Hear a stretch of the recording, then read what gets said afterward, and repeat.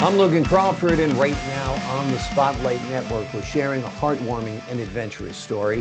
It is called A Safe Place for Emily and Shadow. This charming tale, written by a terrific author, his name is William Neiman Hurd, follows two inseparable puppies as they explore life, friendship, and the lessons of safety and love. Inspired by real-life pets, this book is perfect for animal lovers and families looking for a story that is just filled with joy, adventure, and important life lessons. We're delighted to have this very talented author join us here today on Spotlight. We thank the team at Atticus Publishing for helping us put him in the spotlight today. We ask viewers like you to support authors like him by subscribing to our channel and by purchasing his amazing book. The links are below this interview. William, great to see you here today on Spotlight. Thanks for being our guest. Good to be here. Thanks for having me.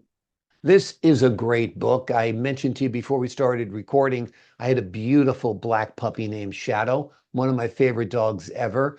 Were Emily and Shadow the actual names of your pets? They are the actual names of my sister-in-law's dogs. Mhm. My wife's sister is Shadow's mom. And then my brother's widow, they all live here in Texas, is Emily's mom. And I've met both of them and spent much time with them. We dog sit, as Shadow's mom calls them, our furfew. So I've met them at different times. They've never met.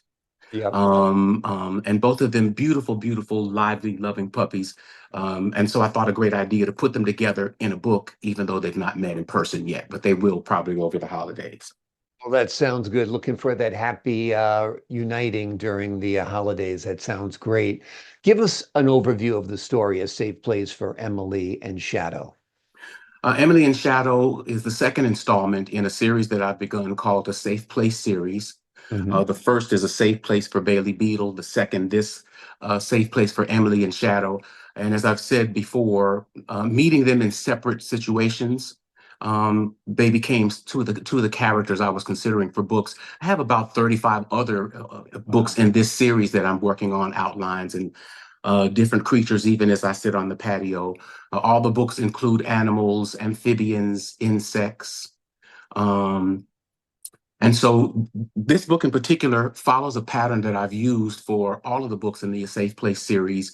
Each book has a character or characters, a caricature, who they are, what they like to do, or who their family is, a crisis that arises, and then a culmination in a safe place.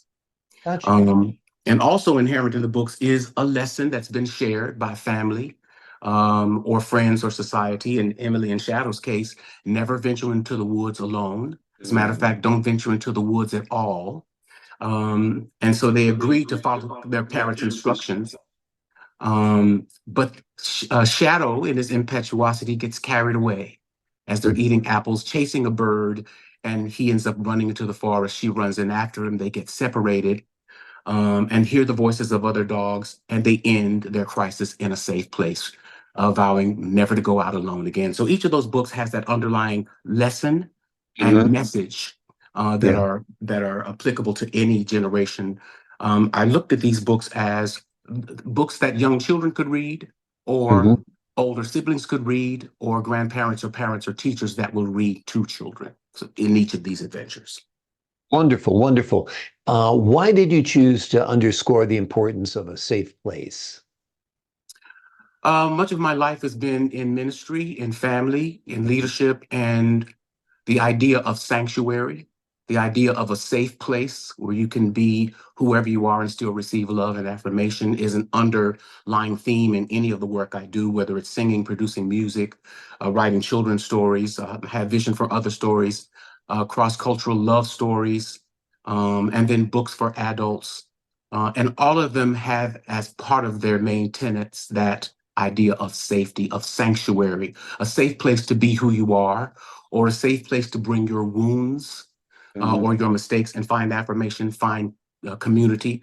My publishing company's Golden Griot Book Publishing, and the griot in Africa was the repository of wisdom and instruction and culture, poetry, music, and gave counsel to the tribal leader and carried on the oral tradition. So this whole idea of safety in a village, safety in family, safety amongst, as Emily and Shadow are, best friends forever.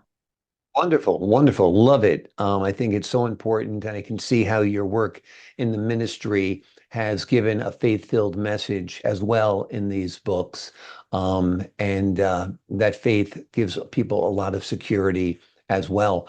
35 books, that's very ambitious. How many books are available now, and when do you anticipate the others being rolled out? It's an ongoing process. For I've been working with Native Book Publishing Company before I started my own, so I have another contract for 10 more with them. These Wow. original three, two in the A Safe Place series, A Safe Place for Bailey Beetle, a true story of my son who got a beetle stuck in his ear. Bailey thinks he's in a cave and finds out and he's a little boy's ear. And my initial rendering was a book called Run, Billy, Run, Billy Blue and the adventures of his friends, three mares and three stallions. And it features a rhythmic run, Billy, run. Run, Billy, run. Run, Billy, run, Billy, run, Billy, run. My grandmother put rhythm in me as she jumped me as a child and sang to me. And just driving back and forth between cities in Trenton, I imagined the vehicles on the highway were horses or elephants or different animals. And that's the vision for Run, Billy, Run as he runs for freedom in different terrain.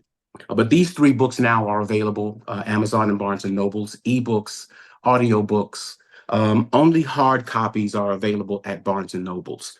But the artwork is beautiful, Yeah, done by the Vector system, which is a kind of a computer generated system, and they've done excellent work.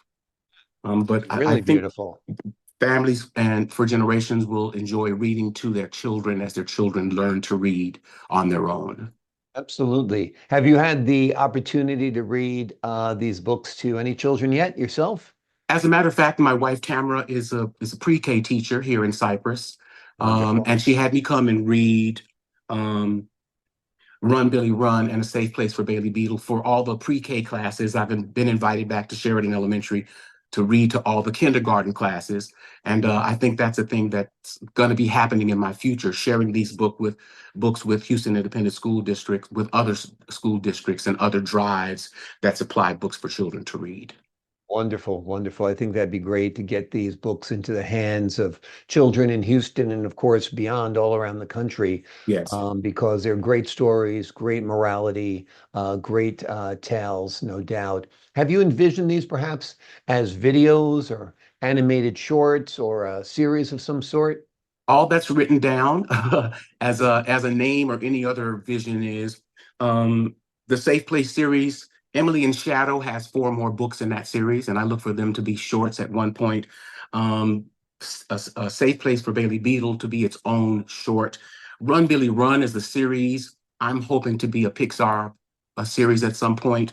Um, I envision series with him and the mares, him and the stallions, Mhm. him running by himself. So all of these, it's a part of the vision is to have moving pictures, as we call them, Pixar, to make the horses available, or the beetles available, or the dogs available in stores as fit in action figures, those kinds of things I have envisioned, and of course sheets and bedding and stationery and all those kinds of things. Yeah, absolutely. A lot of merchandise to go around Right, for these great characters to reinforce the messages, a safe reinforce the place series. lessons. Yeah. Tell us a little bit about your work in ministry. You talked about it a little bit before. Tell us a little bit about your work. A lot of it has to do with music. Originally music was the main gift that I used. I grew up singing in the church and singing in school. I'm a PK. My dad was a pastor. Um, and so I look at my musical career as a dual track. In schools, I made it all the way to the Texas All State Choir, toured America with the Bishop Concert Choir there in Dallas, Texas, and then went to seminary to sing with the Princeton Seminary Choir, to head the gospel choir there. I'm invited to a concert in February. So there's always been the music, but also other administrative positions. At some point or another in my home church, Mount Zion in Corpus Christi, I was chairman of deacons, director of Sunday school, superintendent of training union, director of music. So using all those gifts. And a pivotal move in my life was when an evangelist came from Brooklyn, New York, Dr. William Augustus Jones, would become my father in ministry, came to Corpus Christi to do a revival. And he told the people I was too gifted to leave in Corpus Christi. So I transitioned from Corpus Christi to Brooklyn and stayed there 13 years, 5 years in Princeton, working at Princeton Seminary, Princeton University as I went to school. And then 16 years in Kane Avenue Baptist Church, the oldest Black Baptist church in New York, in New Jersey. And in all those positions, um, music and liturgy, but also family life, pastoral care and counseling, community involvement, all those sundry aspects, multifaceted aspects of ministry. I was able to accomplish all of those. And so now, after 45 years of church leadership, I've entered now into semi-retirement to be able to do these books and produce more music. I just released a single on Amazon and DistroKid called One More Day, a gospel classic. Album songs from the sanctuary, hymns, spirituals, and classic gospels are at Amazon and other places like that. So now time to do music, to do writing, to do consultancy, continuing with counseling, and maybe some travel here and there. That But this sounds has been a greatest dream realized, to have these books that have been ideas for 20 years yes. available now for children to actually read.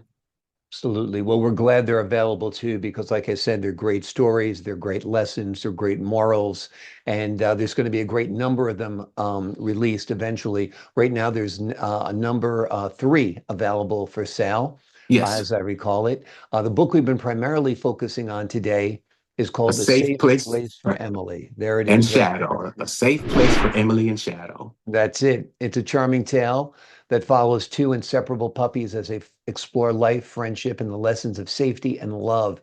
Inspired by real life pets, this book is perfect for animal lovers and families looking for a story filled with joy, adventure, and important life lessons. William, you say you're retired now. It sounds like you're still a busy man, keeping active, just a little change in gears. I think Right. that's all. And using that left side of your brain to create books like this, and we appreciate you sharing your gifts with us. Thanks so much for joining me here today on Spotlight. Thanks for this time, Logan. I appreciate it. And to the folks at home, I'm Logan Crawford, thanking you for your time, this time until next time on Spotlight.